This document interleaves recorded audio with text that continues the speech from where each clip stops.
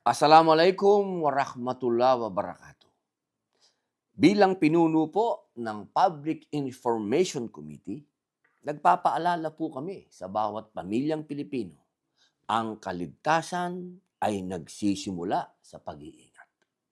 Siguraduhin po natin ang maayos na paggamit ng kuryente. Iwasan ang mga sirang kawad at huwag pababayaan ang mga kagamitang maaaring pagmulan ng sunog. Maging mapagmatyag tayo sa ating mga tahanan at komunidad at agad tugunan ang anumang maaaring magdulot ng panganib o sunog.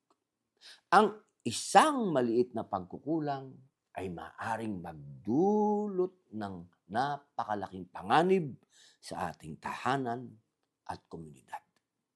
Patuloy po nating suportahan ang mga programang nagpapalakas sa kahandaan ng ating komunidad laban sa sunog at iba pang sakuna. Mag-ingat tayo, magbantayan tayo, at magtulungan upang mapanatiling ligtas ang bawat tahanan.